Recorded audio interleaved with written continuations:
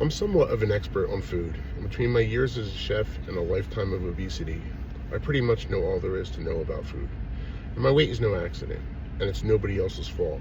I don't even think that I have a food addiction of any sort.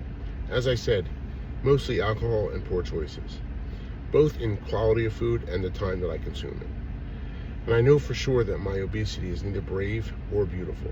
Quite the contrary, actually. The sight of my own body can almost make me gag. I can't imagine what it's like for someone else to see me nude. At my largest, I've had to do a double take of myself, as though my eyes were lying to me. And brave? Absolutely not. Nothing brave about abusing your own body for most of your life, only to finally lose all hope of ever changing and becoming comfortably numb in that state. It's almost like accepting death years in advance. This last couple of years has been particularly tough for me as a fat person. It seems that I finally may have become fatter than my own body can comfortably move around fluidly. This is an odd, surreal feeling for me, as I was always pretty active and worked physical jobs. For years I was convinced that my fatness made me stronger, and in some circumstances that proved to be true. My ability to push and pull heavy objects for very short distances was impressive, but lately even that has gone downhill. Between late 40s, low testosterone, and a couple rounds of COVID, I lost a fair amount of muscle mass and therefore most of my strength. But my brain still thinks it can move heavy weight, but somehow doesn't recognize the struggle of moving its own weight around. I've had a few days where even that was nearly too much, and I truly believe a few times in the last couple of years, I was within a few inches of my death, only to be saved by my super capacity for stubbornness and a few well-timed placebos. Apple cider vinegar will cure damn near anything, including total organ failure. Today, my list of placebos has grown considerably.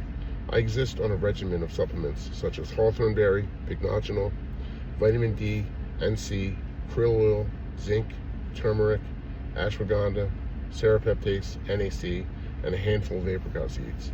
And my latest addition to this is niacin, with the rush. And I wash this all down with a beverage of honey, apple cider vinegar, oregano oil, and black elderberry extract. Somehow this list of supplements has me wake up each morning to view another sunrise. And I've researched the effectiveness of all these supplements, and they all have one thing in common. No FDA proof of effectiveness, as no real studies have been done. For me, this is enough proof of concept. I assume if the FDA had done its testing and deemed them effective, they would have banned them, and all the pharmaceutical companies would have produced synthetic versions of these, sort of like Lipitor and the other statins are prescribed over high-dose niacin that potentially has the same effect. I really wish to not be fat anymore, but between my size, my lack of energy, mixed with the lack of motivation due to drinking, and coupled with my body's efficiency at producing cortisol, this feels like an insurmountable task. And I can't escape the thought that you rarely see people my size much older than me. And when you do, it's like seeing a fucking unicorn. I'd like to ask them about their placebos and what's keeping them alive. I mean, they clearly know something that I don't.